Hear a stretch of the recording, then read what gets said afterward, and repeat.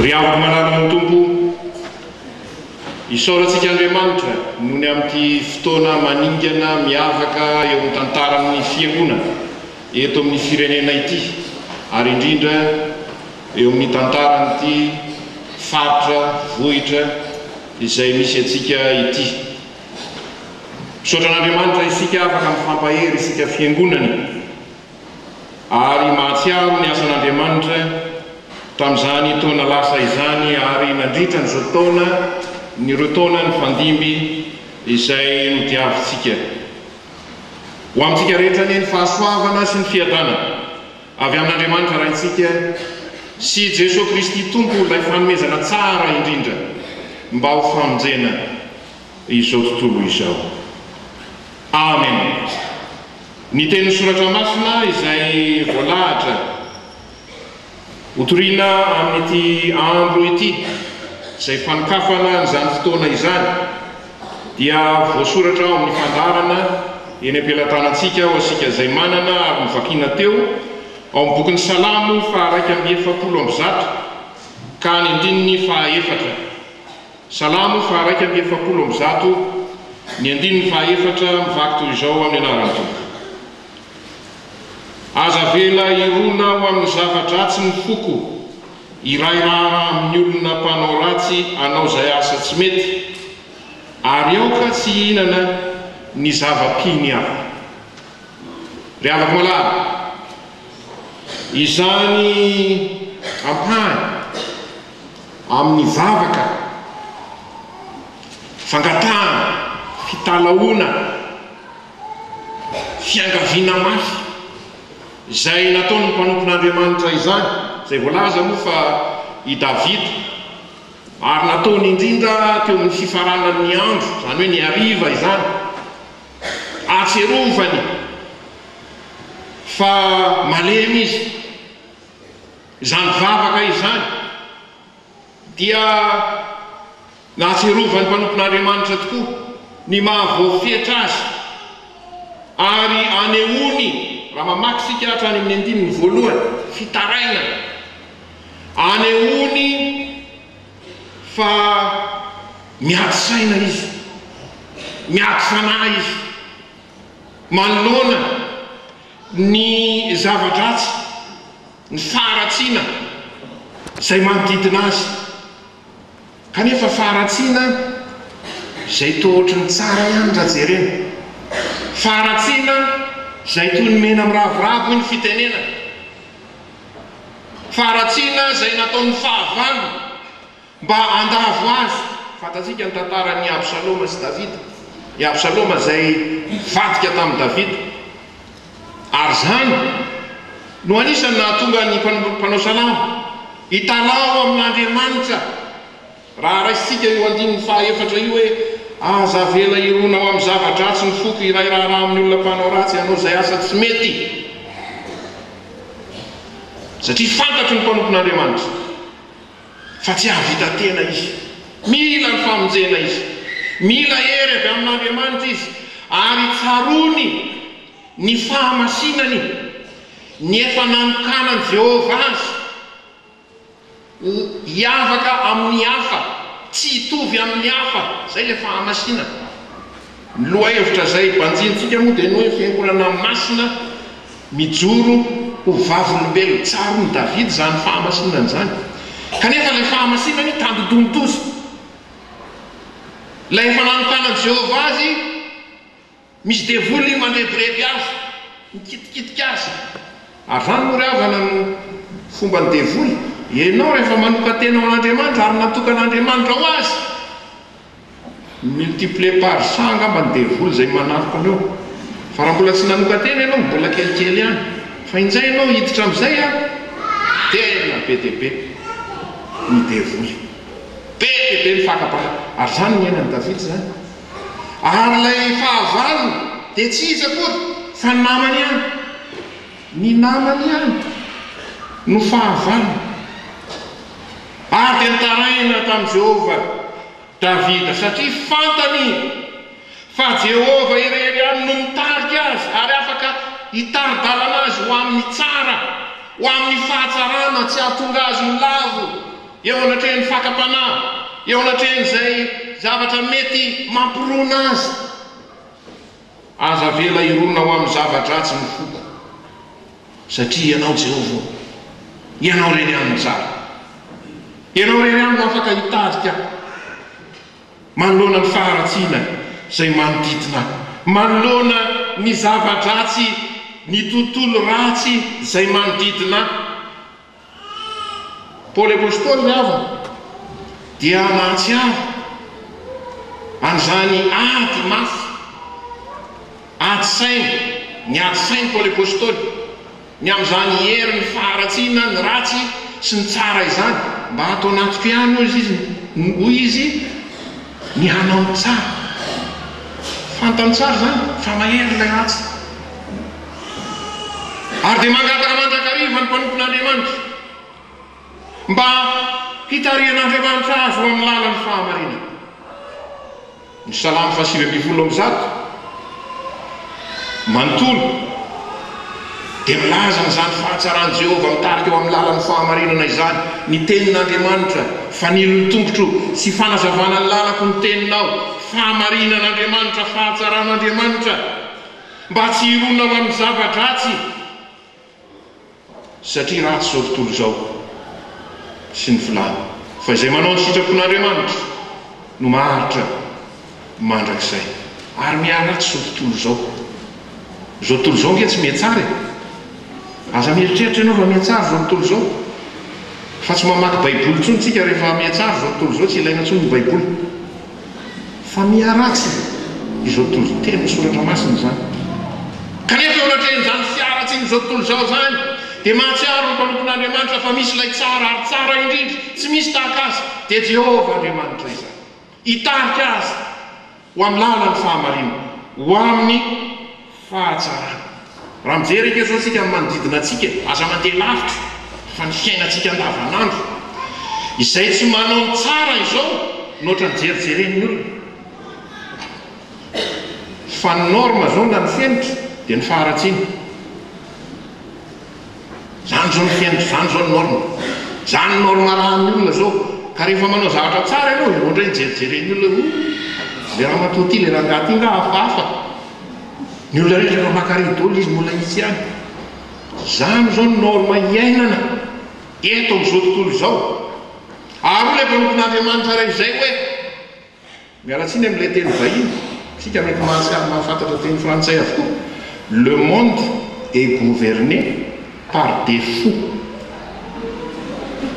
Ny adala mitondra izao tontolo izao amin'izao fotoana izao.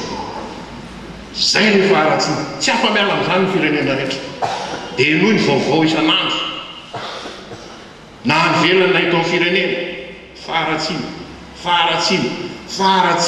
ary makafana le faharatsiana, tohatra ny tsara ihany, araka le lasaiko taream-piandohany, tohatra ny mahafinaritra ihany izany.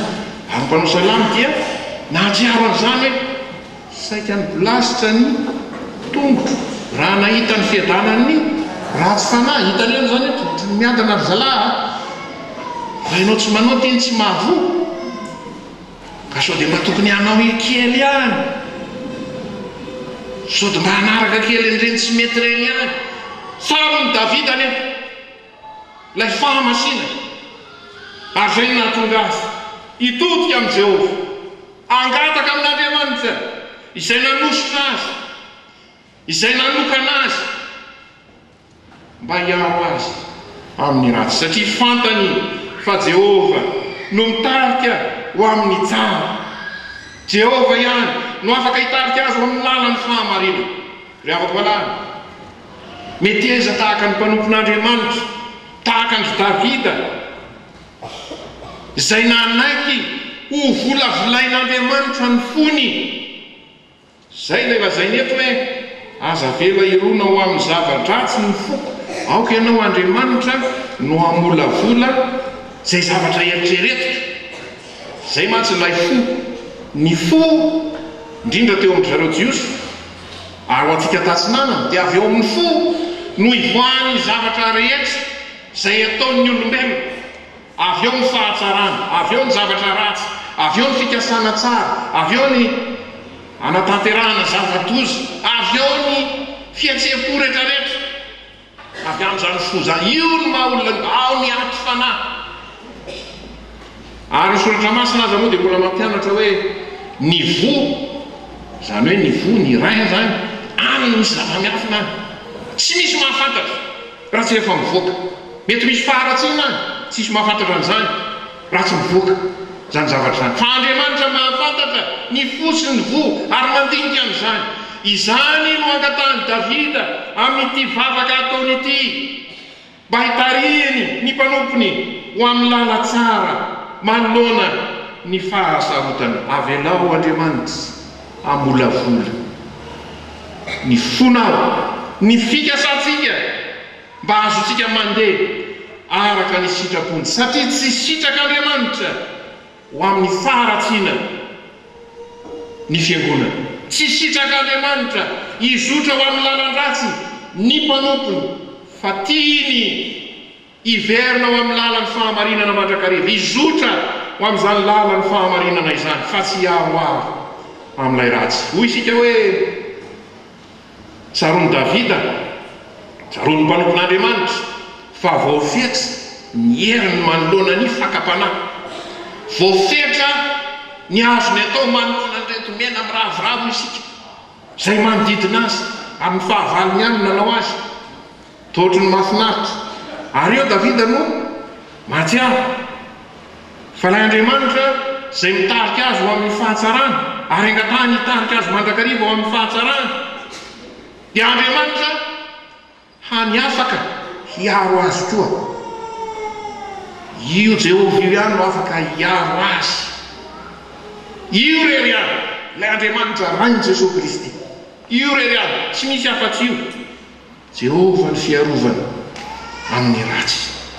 Ery amin'ny andininy fahavalo amin'ity Salamo faha 170 ity, Davida dia miteny hoe ianao no andrandray ny masoko Jehovah Tompo, ianao no elofako.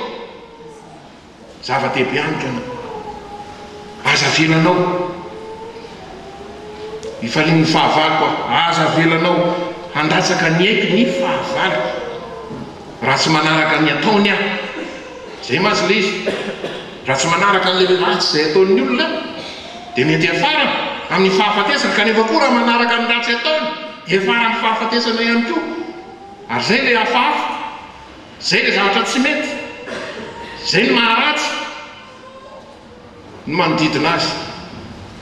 Mahatsiaro Davida fa Jehovah irery ahny no fiarovana ho azy, manoloana ny asany maizina, manoloana ny ody ratsy, ody ratsy. Sika manao hoe fanafody gasy, tsy le fanafody mba sitrany io koa reny, fa le fanafody gasy le zay.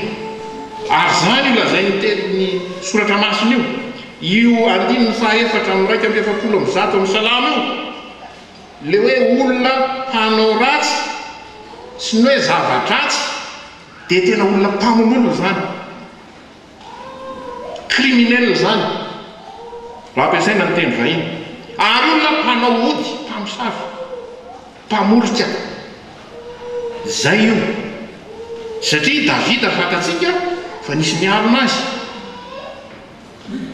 nisy nifofony ainy hatramin'ny farany mihitsy.